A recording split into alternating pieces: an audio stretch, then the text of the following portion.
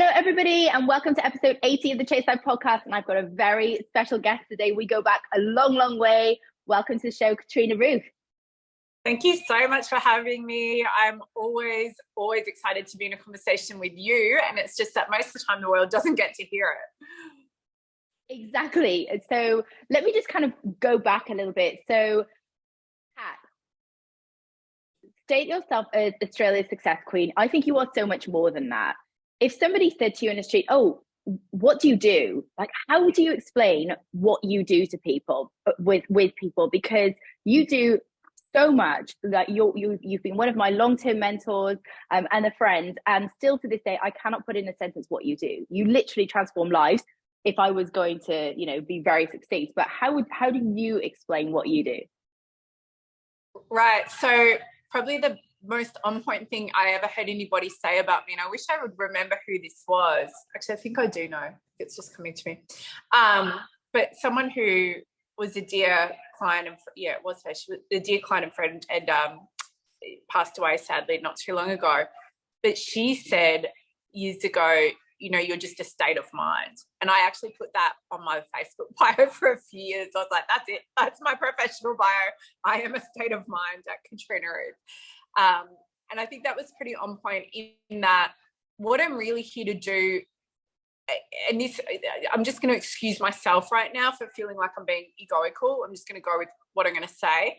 What I'm really here to do transcends anything that can be put into words. So yes, I'm Australia's success mindset queen, or I'm this, or I'm that, or the speaker coach, all the different things. But really what I am is like a mirror into your soul. So as far as what I do, well, it's whatever each individual person, whether I'm, personally and privately working with them as you and I have, or intimately getting to know them as a friend, client, whatever it might be, or whether I never actually speak to them personally and they're consuming my free content, or whether maybe I know them a little bit and they're one of the tens of thousands of people that are doing my group programs. What I'm doing is creating a reverberation within you that results in you being who you're meant to be in this moment. So I guess my overall preferred way that I have said it over the years, and which is currently on my Facebook bio, and which is probably the best one-liner, is I help you to remember who you always were and then become it. And a lot of the time that can result in wonderful, exciting, abundant outcomes. But because it is about a mirror and it's a reverberation around whatever's needed right now, as you know, it can also, and oftentimes does, at least initially, result in wild destabilization and fuckery before we get to the good bit, because maybe that was exactly what was needed. I think you've summed it up perfectly in how I've seen you. So to take things right back, you and I met through the fitness industry. I think maybe even I want to say 2009. Was it like 2009, 2010? Like, it was a long, long time ago. We were both, successful female personal trainers.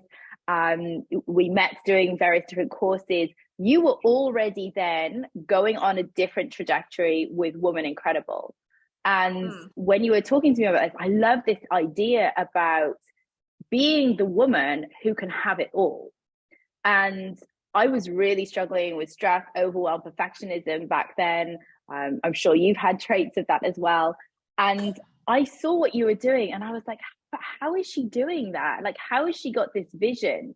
And so I became interested from, not just a friend's perspective, but a professional perspective of how you were creating the business that you did, because you've made $25 million online over the past couple of years. It's a serious business that Kat's got. Like, if you don't know Kat, thank you. but she's got a serious business going on. And so, she's an amazing businesswoman, but also an amazing person. I think, one of the things that attracts me to you is you work in integrity. You do what you say that you do. And I think, you've been such a role model and such a leader for me, because I've watched your journey and I've, watched how you do it. And it's like almost been, because we were so closely connected in the beginning, and I know you knew you personally, it's like, wow, well, if Kat can do this and, raise 2 children and travel the world and have this online business, then that kind of paved the way for me to do it as well. And like, I've been a couple of years behind you. but I think, you know, one of the things that I've always done is, you know, I always say that, you know, you usually have sort of those one or two mentors that you keep returning back to and having that long-term relationship with. And that's me coming to you. Like, I always see you as my long-term, always in a relationship with, kind of dipping in and out of. And, you know, it was August last year where I've been feeling kind of like stuck and a bit stale for some time. And I just said to David, I was like, I need to talk to Kat. And David was just like, David knows the drill. He's like, yeah, go and see Kat. And, you know, you talked about that destabilization period. I was already there. And I was honestly, like, for probably the first time in my career, I was like, I don't really know where I want to turn to right now. And so that phrase that I show you who you really are and then become it, like, that's what you have done for me, like, through various points in my career, but particularly in August last year when, you know, we went through a lot of fuckery, you know, to get to now this new trajectory that I'm on. And, you know, and I've got several different paths to that. So I think that's like, it's so exciting. Yeah, it's been such a journey since you and I met, which must have been 2010, because you mentioned Woman Incredible, and I launched that in March of 2010.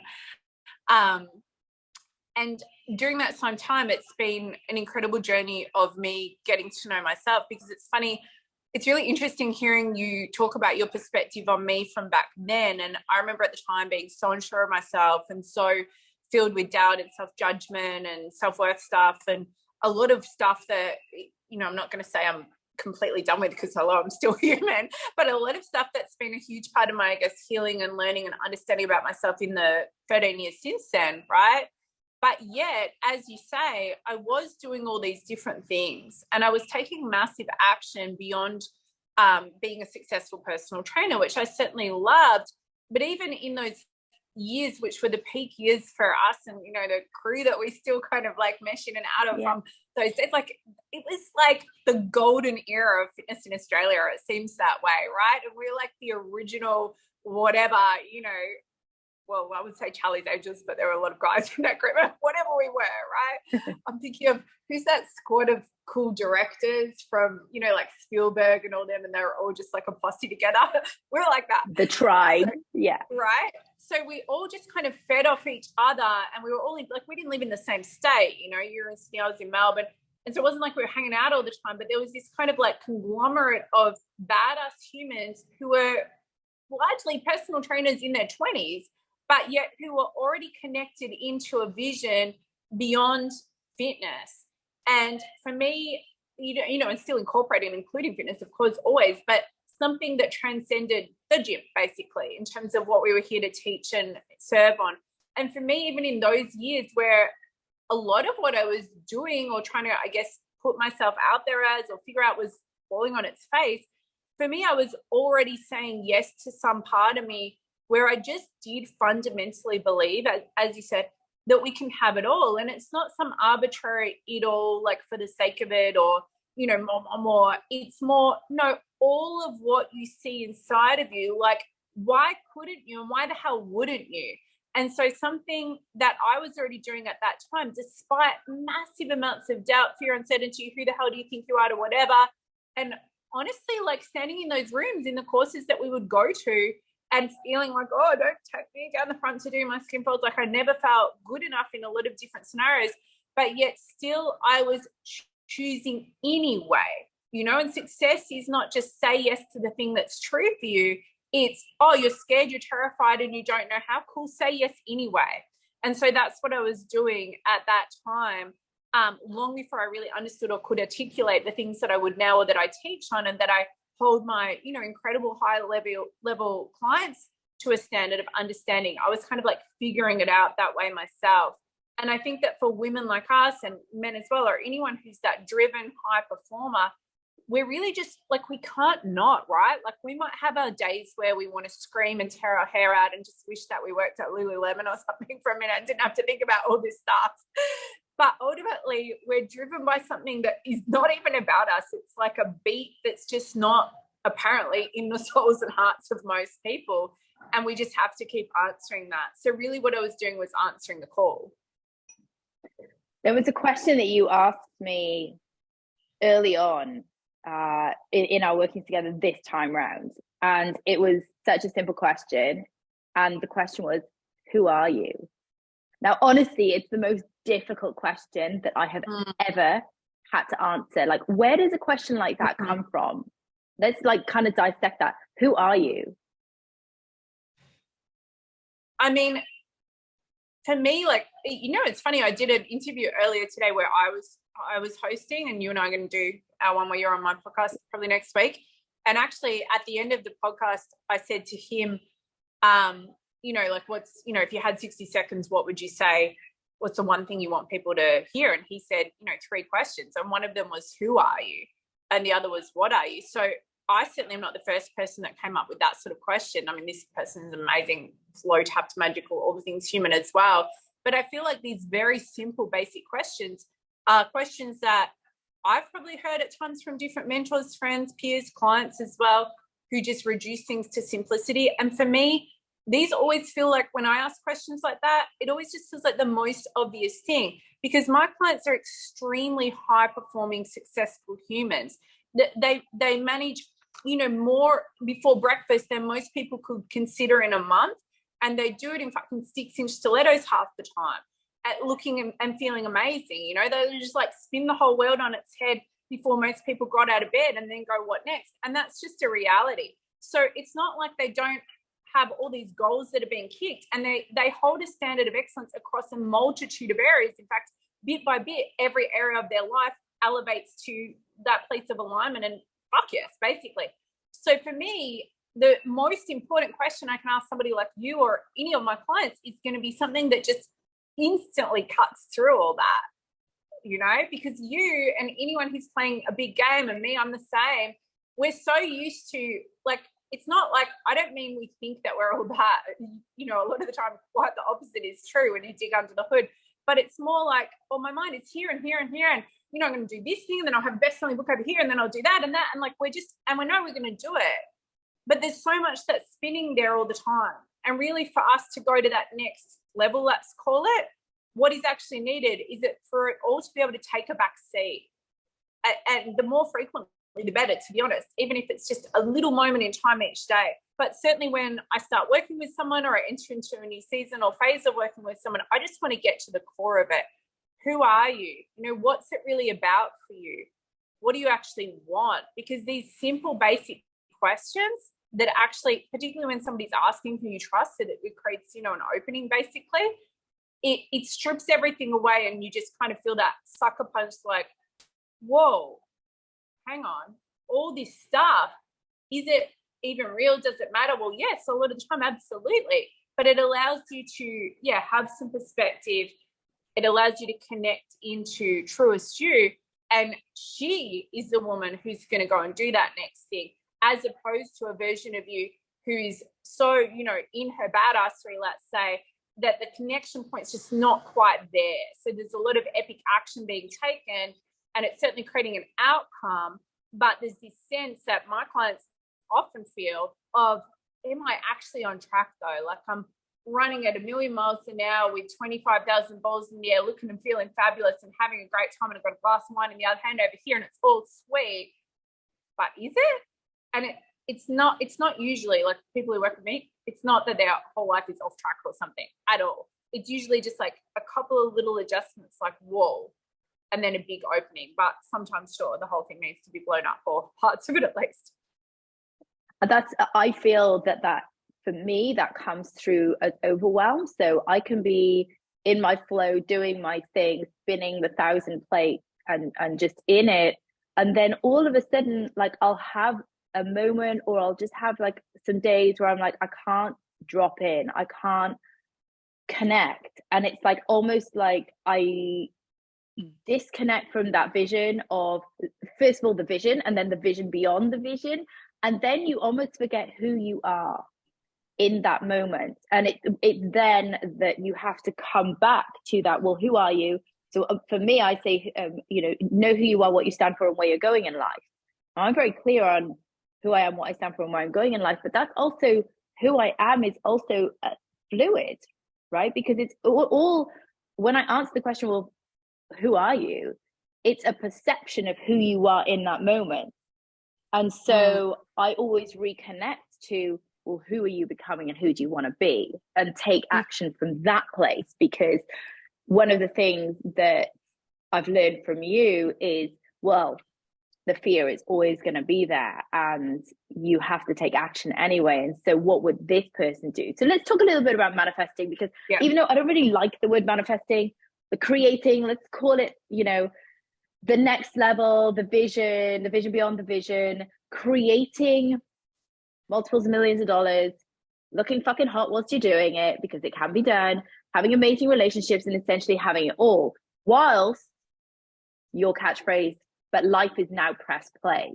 So how do we create that future that we want, and that, like, you know, that vision that I see and you see, and they're all different. Nobody has the same vision, but we have to get clarity on that vision. And whilst at the same time, life is now. So press play. And what does press play actually really mean? It means take action with immediacy on what you know it's meant to be. So whatever the thing is that you go through, what you know you have to do. I mean, this is about following God, following soul, following truth, but it's about do it with immediacy. And on the weekend, I had a conversation with somebody close to me that it wasn't actually difficult, because I was at peace and in certainty that I knew that this conversation needed to happen, but it could have, otherwise you could say that this would have been a very difficult or emotionally hard conversation. And I was catching one of my close friends up on it this morning, just real quick, and he said, you know, I've always admired about you that the thing with you is whenever you know you need to do something, you just do it straight away. And like as soon as you know. And in this particular situation, I'd been hemming and hawing for some weeks. Like I was getting to that place of soul knowing. Or I guess like we always know, right? But you kind of bit by bit drop into like, okay, now I acknowledge that I know that I know. And for me, life is now press plays about that. It's about, and I decided this years ago, I mean, I came up with that tagline in 2006 when I started my first website, built my own little website in a box. And that was actually, it took me 6 months. I don't remember where I even got the idea, but I decided I needed like a tagline or a catchphrase or whatever. I might have got it at Filex, honestly. And then I spent 6 months like brainstorming on what this tagline or catchphrase would be. And I would just write in my journal, like all these different words and ideas. I remember sitting there in my little penthouse apartment that I had in Spencer Street in Melbourne at the time when I was still a PT in the city, and writing life is now press play. And that's a trademark statement now. And it's one that I've signed literally thousands of blogs, videos, interviews, you name it, off with. It's my statement. It's on the neon sign right there. And it's on my tote bags. And, you know, I love it. It's never grown old and it's never going to grow old. And I feel like it's like a soulmate person in your life, like friend, client, you know, romantic, whatever it is. You just grow deeper together over time. Like the intricacies of that statement actually reveal themselves to me more and more over time. I didn't know back then that it meant, or that it would have a meaning, you know, like I just shared with you just then, because that decision or choice to be a person who takes action with immediacy on what she knows is right or aligned, or what the soul-led action is to take, that dropped in around 2015 due to some key things that were happening in my life at the time. And I remember making a declaration. I was like, right, from now on, it's just going to be a personal policy that whenever I know, you know, it's like my code, whenever I know that something needs to be done from soul, or an action needs to be taken, the rule now is, the code is, I will do it. I'll do it completely, and I'll do it with immediacy as well, because I've, you know, I had experienced and no longer could ignore the cost of not doing that. And so that is ultimately what that's about. It's about, and actually this is the Russian slang version of life is now press play. It says shishayzno, it's in Russian slang. And if you translate it directly, it essentially means decide and let's go. It's like, okay, decide and then take immediate action. You know, it simplifies everything. So if there's something scary you need to do, or confronting, or a difficult conversation, or an entire game plan change in your business or your life, well, get yourself to a place of knowing, you know, refuse to be the person who doesn't look beneath the hood of their own soul. Get yourself to that place of knowing. And it's going to be a bit scary sometimes, because you know that you have a rule or a code that once you know that you know, pick up the damn phone, make the move, delete the thing, burn the thing, take action on the thing, whatever it is. And honestly, it is probably the biggest like life hack that I could, share. I love the term personal policy. I have a very similar one, which is acting in integrity. So I do what I say that I will do. So if I said that I will tell somebody something, and as uncomfortable as it is, I hate dithering. Like, I am the antithesis of dithering. So I have a very similar one. So maybe I should just call it the Katrina Ruth Life is Now Press Play. If I know that something needs to be said, I cannot sit on it. And I don't care if it's a bad time. I don't care if it's like an inconvenient time. It is so much like it's going to be uncomfortable. It is far more uncomfortable to sit in it, to have those sleepless nights, to lie awake at night thinking, oh my God, I've got to do the thing. I've got to say the thing. It's never as bad as you think. It's the soul betrayal. Like, it's the disgusting, nauseating, just self-belief thieving feeling of going to bed at night knowing that you didn't say yes to truth, and that once again you betrayed your own soul. And exactly as you just said, like, I like to say to people, like, it's hard. Maybe sometimes it can seem hard to choose, the right path, the aligned path. Is it actually hard? Because to me it seems a lot fucking harder to have to put your head on that pillow at night again and know that once again you didn't just do the damn thing. And I'm still human AF, right? Like anyone. Like, I was sitting on the couch on Saturday when I knew I had to do this thing, and I'd been getting to that place of knowing, well, for some weeks prior, but particularly this past week. And then it really like clicked in earlier that day, and I felt like the clear, call it what you want, God guidance. You can do this today. And then I was busy and I was out and I was training and all, and having my Saturday morning. And then I got home and I was like, I just have a little rest. And I sat down on the couch with my little ice black coffee and it was literally like I felt God just kind of like, really? Like, really, girl? You're just going to pretend that we didn't have this conversation? Is that the gameplay now? You're going to just stay in limbo, and then, oh, you're tired, so you had to take a nap, and then next minute it's too late and you can't actually action this today? And I was just like, oh, pick up the phone, do the damn thing. And it's just a practice, right? Like, being who you're meant to be is a practice. And it's also about realizing that the biggest things that you think are the scariest or the hardest, or they really are very unknown. So you're stepping into a void, and who the fuck knows what's in the void? There could be dragons, monsters, anything, right?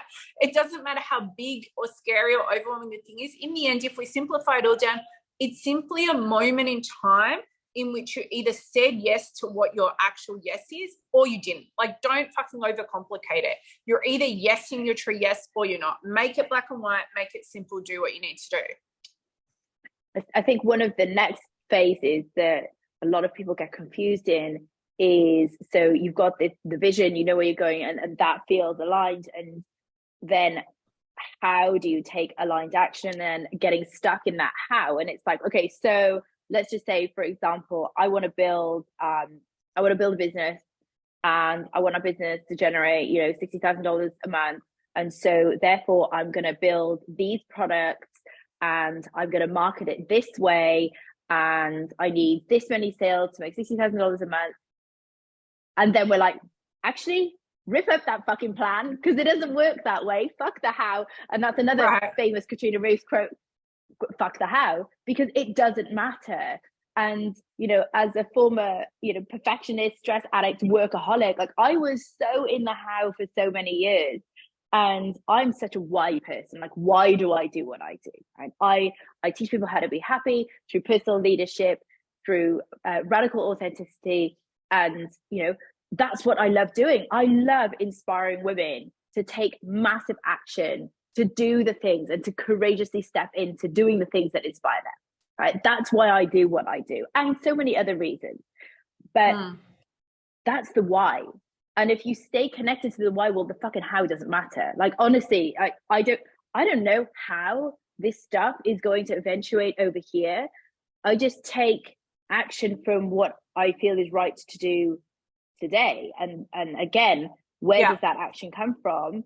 It comes from, I'm going to, from my journaling. Now, I resisted journaling, as you know, for years and years and years. Yeah. Honestly, it's been one of the most painful experiences of getting into journaling. And shall I tell you why I actually stuck at it? Because I was like, Rachel, if you want to write a book, you've got to write. And so Right. you were giving me these journal exercises to do, and I started doing them on my laptop, and I was like, actually, this is too hard. Like, I can't sit here and I just can't get into it. And so I started writing. And then some of the things, so one of the reasons I was actually honestly resistant to journaling is because I was like, I thought to myself, or I thought, again, this is a very egoic statement, that I'm very in touch with my emotions. I'm very in control of my emotions. I'm very emotionally, I'm free. I know what is going on in my brain. I know how to deal with it, to detoxify it, etc., etc. That's logic. The stuff that I have excavated, and I'm going to use that word, excavated, from my insides and from my soul and from my head, that logically would never, ever have come out. I would never have had any idea. The shit that has come out in writing, I would have had absolutely no idea about. And that's what, I talk about when I, talk about taking aligned action rather than fuck the how. So let's sort of dive into that a little bit more. Why is it that the how doesn't work? Because look, both you and I, we've both been in high level masterminds where we know that if we create this funnel and we say this on this page, it's going to attract to these conversions and blah, blah, blah. Why doesn't this stuff work for people like you and I? Yeah, I love that you asked this, because it's the ultimate trap, and I'm going to call it a death trap for, true creators, messengers, visionaries. Honestly, the long and short of it is, it can work to a point, and it works for people who don't, like, honestly, let's just say it the straight up, say it. slightly bitchy version, I guess. It works for people who don't know how to fucking think or make magic, and they're not the people who, as one of my friends always used to say over the years, he was like, and he's a massive platform, massive business, I got that shit you can't hack. And it's like, some of us just have that shit you can't hack. Don't try and hack it. But also, like, so what? Do whatever you want. Good luck, right? Like, somebody, my osteo was asking me today how I feel about like ChatGPT and all that stuff. I'm like, I don't even know. Like, I don't even, honestly, even understand it. I don't care. I don't care if someone says you'll be like, narrow-minded or whatever. I don't care, because nobody can write like me. You can turn out words. You can, model or hack or whatever my stuff. You can, AI the fuck out of it. Good luck, right? Like, some of us have the ability to see into someone's soul, to shift them, clear them, to always know the thing to say. We have literally spent decades pouring into who we are. So when we don't know how, and we don't plan or prepare the business plan or the coaching session or the whole fucking book or the 3-day event that I ran in Vegas in 2016, where I opened my mouth, spoke for 3 days and have no idea to say what I said, except some of it was filmed, like, prepared nothing. And people to this day message me that event changed their lives. Like, some of us have been pouring into ourselves for years. So it's not that we didn't prepare or that we don't know how. It's that we've spent our whole lives being the person who prepares. Who we are is the preparation. How we feed our mind, body, heart, and soul is the preparation.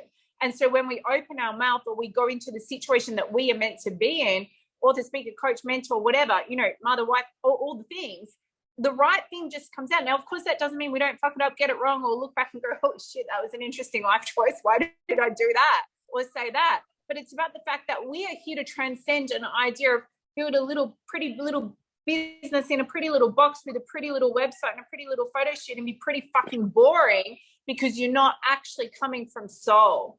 So the thing is, and I feel obviously a little bit passionately about this, I have mentored, like privately mentored, close to 1,000 extremely successful women entrepreneurs, some of the truly most famous, successful, you name it, soul-led messengers, coaches, creators, and leaders on the face of the planet. And I've been doing that as my private clients for years now, coming up a decade. Before that, even back to when I was a trainer and back when we met, and like going back 20 years now, my clients have been very high-level successful people from different walks of life. And then through my group programs, I've mentored tens of thousands of people and coached them through my group courses. And I'm going to tell you that out of my private clients, probably a good 80 to 90% of my private clients over that time have done the thing of spending 50K, 100K, 20K, whatever it was, on some, exactly what you said, right? Like this is how to do it, funnel, auto webinar, this is where you go and learn how to make money and do the thing. Oftentimes they tell me first, I'm going to spend 50K over here. And, I just really want to get like that bit organized and structured. And one of my good friends just started to do this recently. And I'm like, here we go again. And I just let them do it. But obviously not up to me what someone does, but I tell them, I'm like, all right, I don't really want to say what I want to say here. Like, do you want me to say it, sort of thing? And, mostly they're going to go and do it anyway. That's fine. So did I years ago. You want to have that experience, go and get the experience. It's not a waste of time or money because you learned I should have just been who I was in the first place. You got something out of it. But not one person from hundreds of the most successful women on the face of the planet right now who've been my private clients for years came back to me and said that was money well spent. And unless they were being super woke about it and said, obviously it was money well spent because I learned my lessons and all. Every single time it resulted in diminishment and destruction of soul, and that is not an exaggeration. It was like a draining out, as though the cord got fucking plugged into their soul and all their life force just started draining right out of them. On top of that, it not only cost whatever it cost, which is fine, let's just make more money, but it cost a lot of time, usually, a lot of effort. Oftentimes the person end up in some kind of physical disarray, like shit's going on. No, I'm sorry, but it's never the thing. I've never once seen it be the thing. I would still say go do it if you want to do it, though, because you're going to get whatever you needed to get out of it. And I'm ranting off, but I went down that path like 5-6 different times, and it was almost like cyclically once a year. And eventually I was like, can somebody just slap me if I try to do that again? Because apparently however often I convince myself that I need some father figure type proper grown-uppreneur that's going to tell me how to be something I'm not. And that's what it comes down to. You are trying to put yourself into a box that you were never even meant to know about, let alone try and be it. So I'm not saying don't concern yourself with different marketing moves and conversions and whatever if it's of interest to you. Follow what's of interest to you. Go have a look, experiment, etc. I am saying, though, that whatever you do, and particularly if you think that somebody's going to teach you how to create a, high-end or highly producing whatever funnel or anything like that, just make sure it has your fucking soul in it and that you're being honest about it, and that at no point in time when you feel yourself going down that rabbit hole of compromise against your own soul, do you start convincing yourself that it's actually okay and it's not a big deal? Because that's really what we're talking about here. It's not that any of that stuff is inherently wrong or bad. At the end of the day, all those launch formulas and marketing, like auto webinars and whatever, that was somebody's art and magic. Like, I'm all for it. That was someone's flow, their magic, their genius, their art. Doesn't mean it's your magic and genius and art, though, right? So you got to be, super honest with yourself. And of course, the other part of it, which you alluded to in your question, is that people go down those paths a lot of the time because they're not trusting and backing themselves, and they're thinking that they need to know how. Whereas if you understood that the how is revealed on the journey, then you wouldn't, even be thinking that. It wouldn't even occur to you. You would trust in the fact that when you take the aligned step that you're shown, that that's actually how life works. So fundamentally, we're talking about constructs here of how life works. If we understood that the way that success works is that we keep moving in the path of aligned action, while having that relationship through our journaling, our meditation, our prayer, our intention life, our mentoring, whatever it is, having a relationship with our own soul and our own truth, then we can listen to it because we're in a relationship with it. So then when we take the action that we're shown, that is the how. It's just that we all grew up in a construct of, if I don't know, the 2 + 2 + 2 + 2 = 8 steps in advance, then I can't get it right. I have to know the plan, and then I have to follow the plan, and then I have to do it correctly. Otherwise, I'm getting a D or whatever. And it's just constructs that we grew up with. But what if we grew up with a construct which was, you find your path by being on it? And that's not new. I mean, that's in the Bible, that's in any spiritual text you want to name, and any manifestation text as well. I think the way to summarize that is yet another Katrina Ruth phrase, which is be more Kat, or be more whoever Rachel. You are, yeah. Be more like whoever you are. Myself, like, when in doubt, be more Kat. And obviously, like, everyone should sub in their own name for that. So before you go, like, spend that money, or more importantly, that time or energy, or like derail your focus, really just checking in, like, is this me being more me? Do I feel like I'm becoming more of me, or do I feel like it's shrinking and diminishing me, but I'm telling myself, oh, well, you really should, and you never know. No, you do fucking know. Just like going on a, first or second date with someone where you're trying to convince yourself that it's worth the effort, and you already know, like, whether or not you're following. So you're just scared. You're scared of missing out, or you're scared of getting it wrong. So develop a discipline and a personal policy and code of backing yourself whether or not you feel like it. And again, that takes a lot of practice, because to be more Rachel, there are sides of Rachel that can be quite direct. I am very frank. I'm very direct, but that's also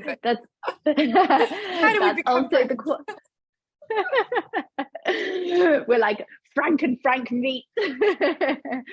But that's also the qualities that, my best clients and my soul clients, and the ones that get the best transformations with me and with us at Chase Life. I just love the way that you're just so frank, and you just cut through all of the bullshit and tell it how it is. And one of the things that I have struggled with in the past is I think actually it was that transition between going from my fitness business with Athletic Fox and then coming into building something like Chase Life. We were dealing with a lot more serious problems, people who have had some very traumatic pasts, very traumatic upbringings, and really helping these ladies then transform. Now, originally, the thing that actually brought them into Chase Life and got them the massive transformation was my bluntness and being direct. And, David is also very direct, but we do it with care and compassion. And I think when you're in with us as a private client, you feel that. I had this hiccup a couple of years ago where I felt really bad. Like I just felt really bad for some of these ladies who were coming through, who had really struggled with various different things in their upbringing, or, had come to us in Chase Life, and they were in a fucking mess, actually. Emotionally, a fucking mess. Physically, a fucking mess. And who was I to say, right, it's time to get your physical and emotional shit together, and this is how we're going to do it. The past is your past. Yeah. You need to make peace with that. And it's entirely your responsibility now to change your life going forward.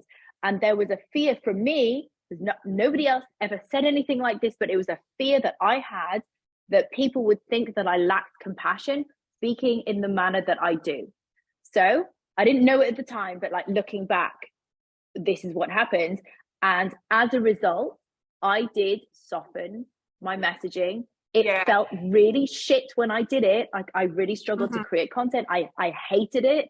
I started to resent the business. I started to resent the things that I was writing. It was really dull. It was really boring. As a result, what does that do? It brings in clients who are not ideal clients, and then they do not get the transformation. So that was a short period of time where I was like, oh my God, this is such an eye-opening experience to me. I have to just be more Rachel. This is the reason why I have been successful to this day, is because I have been Rachel. And then you change that to suit other people, and this is what happens. Totally. Yeah, it's exactly like when I said, I got to that point in 2015 where I realized I just have to make this a policy now, because, we're smart, we're tapped in, we do the work. Yes, sometimes we, have the ladder up against the wrong wall or whatever, like anyone, right? But ultimately we gut check ourselves, and we take ownership, and we're willing to take ownership and take responsibility and be honest about where, it was, as I like to say, a really curious life choice that we were making. And because we are smart though, and we're driven, and we know we can have it all, and that means from soul and truth and all that good stuff, then like it's not even possible for us to not get to that place of growth at some point. It's just going to happen. And it's also why we can only stand to have people around us, whether it be like in our home or, friendships, support team, clients, obviously anyone really who operate like that, because it just doesn't actually make sense to us to not do that. We just bit by bit get to a point where we're like, all right, okay, it's freaking honesty time. Like that leads to that. I'm not going to do that anymore. And, and people look at us and go, well, how do you have that willpower? How do you whatever? Or they, they pedestal it. But we're just over here going, I just didn't want the like repeated fork in eyeball thing going on for any more years. Like, that's it. It's just that I think that most people get really good at obviously not noticing that. Like then, they're numbed out, they're checked out, and they're just not interested. Whereas and again, it's who we are. Anyone who's listening and resonating with this, like, sure, there might be ways where it's time to stand up and take greater ownership, and so you're getting the soul fuel you need from listening to this. But if you're here, you're already that kind of person, right? I've said for years, like for absolutely years, even back to PT days, my clients aren't coming to me to get some magic bullet solution on how they ultimately now, go to that next level of success. They're going to do that anyway. Like, she's the woman, you're the woman, they're all the woman, or the man in some cases, who's going to do that anyway. It's just that they recognize something within me that helps them to say yes faster to what's in them. So there's one more thing that I want to talk about before we wrap this up, and this is the concept of collapsing time, because it's something that I've been very into over the past couple of years. I know you are as well, and into the content. But one of the things that I talk about, and David talks about, what we do at Chase Live, is that personal transformation should, and in fact must, be fast. And I like that. I think one of the things that a lot of people get stuck with is they're so overwhelmed with the physical and emotional fuckery that they're dealing with in the now, and don't actually realize that literally just here, right here, is the next version of you, and it is a choice to step into that now. And this joins up with your new program, your new course, the Becoming Fully You Academy, which is, it's a choice, and it can be now. So let's talk about collapsing time in somebody who is sitting in a place that they really don't want to be. They know that they've got this place that they want to get to over here, but it seems like a million miles away. How can we collapse time around that?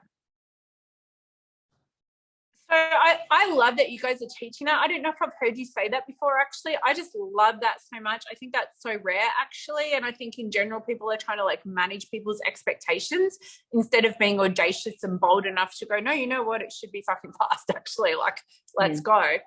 Why that happens? I mean, honestly, there can be a myriad of reasons, truly. But one of them is, I'll give you a couple. Like, one of them for sure is, essentially they're seeing this thing as being outside of who they really are. So they're pedestaling it, basically. They're going, it's something that I need to attain, figure out, or get to that's not already within me, and I'm being more or less on the spiritual side with it, I guess, but the practicalities of that can be broken down as well. They're seeing it as something, like for other girls. Like, honestly, I think you and I have had this conversation before, but even this morning when I was training, and I'm like, stacking on muscle at the moment in a way that I haven't done for years. I'm getting so strong. Like, I'm in maybe the best shape of my life in some ways, certainly in terms of functionality as well as aesthetics.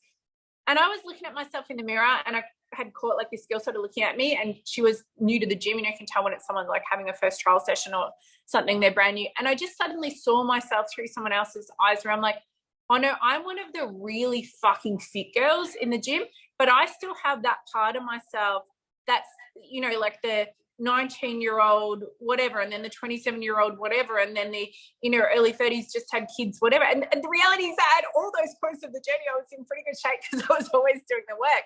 But it's taken so many years to remember to see myself as being fit girl, in great shape, athletic, hot, whatever you want to call it. And I have to still remind myself sometimes, or I get to still remind myself, because there's still that small part of me that's like, oh, one day when I'm really one of the hot fit girls, and that's something that I still actually address, and like, what is even that wording, and why am I thinking I need or want to be able to express this? There's all these little things. But the reality is that to actually create the transformation that I have along the way, I had to recognize and observe those parts of me where I was making it that's something that's about other girls or other women. I mean, 43, not really girl, woman, girl. And that's what I was doing, for years. Even when I was the one who was coaching, teaching, leading others, I was still pedestaling people. And you want to pedestal in fitness for absolutely years. Like, imagine if I had the self-discipline or confidence or whatever that Rachel does. I mean, fuck, I'm sure half the internet thinks that way when they see you and how you show up. And it's true on the one hand, because they probably don't. But then on the other hand, it's like, but that exists within you. It's not outside of you. It's not something that you hope you can be worthy of getting. And I think that's the key point I want to make here, is that a lot of the time when people are not creating those outcomes, they're making it in their mind something that's far away. It's for other people. It's on a pedestal, or it's somehow hinged upon your self-worth and your, kind of like right to be, rather than, no, this is available for me as it is for Rachel, as it is for Kat, as it is for anybody. And so I'm either choosing it or I'm not choosing it. And there's other things that you can look at, like people have fear around, especially with different elements of success and being a high-performing woman. There's definitely fears there around what that's going to cost them. Is it going to cost my marriage or my relationship? Or is it going to mean I'm not going to find a relationship? Is it going to cost my friendships? Is it going to mean that people want to get something from me? There's so many different things. So you can kind of go down that path as well. But regardless, it does come, it's black and white in the end. Like I was saying before, everything is in the end. Am I choosing it? Am I not choosing it? Yes, there's all these reasons why maybe I think I can't choose it or I'm scared to choose it, but am I going to choose it anyway? I think, again, another thing that I've learned from Kat throughout the years is that life is like a sushi train and you can just pick and choose what you want, but you also have to keep on choosing it. So you keep on choosing the same dish again and again. And actually, do you know what? Actually, it might be a variety of the same dish, because I have found that I keep choosing the same dish, but actually sometimes I want a bit of variety on that, and that evolves over time. Yeah, totally. And that's about being present with what is. And it's also another great reason why there is no how, because if you'd planned it all out in advance, how the fuck are you going to choose what's true for you in that moment? You can have your structure. I mean, my meals are pretty structured. I eat a lot of the same stuff, I guess, over the course of the week, but I'm always in permission to go with what's actually true in that moment, and I know, like intuitive eating, as you teach, is just gateway to freedom for anyone that's been bound by an idea previously that they have to eat in an exact certain way. Well, success as a whole is about that. Absolutely. Kat, you are such a superstar. Thank you so much for everything. Right. So first of all, where can people find you? Because you are everywhere. Let's talk. Okay. So first of all, your book, website, courses, obviously the Becoming Fully You Academy is available right now. I am in there, etc., etc. So I'll do the selling for you. You should just be in there. Everybody should be in there. If you're an entrepreneur, if you want the next level in yourself, you should be working with Kat, and you should be working with me also. But you should definitely be in Kat's Becoming Fully You Academy. Exactly. Yeah, so no, you imagine the force field of both of us just coming at you all the time. Maybe we should do a program together. Overpowering. Yeah. Well, where to find me? Honestly, like the best place is just go to my Instagram at the Katrina Ruth Show and say hi. I'd love to hear from you if you got something out of this. My door is always open on the internet. I truly would love to know and just to connect and say hi. And then, of course, you can just look on the links thing in the bio and you'll see what I'm up to at the moment, because it's always freaking changing. And just talk about your book, The Rebel Millionaire. That is available in most bookstores and on Amazon, I believe. Yes, I'll show you. Hang on, I got one right here. This is also, guys. This is also a must read.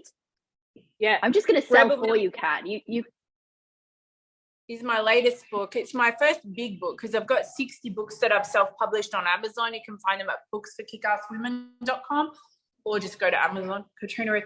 But they're like little books. This is the first kind of big bookstore book. So that's in all your usual online retailers. You can get a copy. Tell me what you think. Review it for me. Awesome.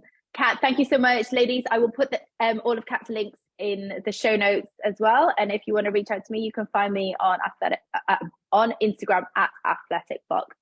Until next time, Kat, thank you so much. And ciao from me and ciao from you. Bye, everybody. Thank you.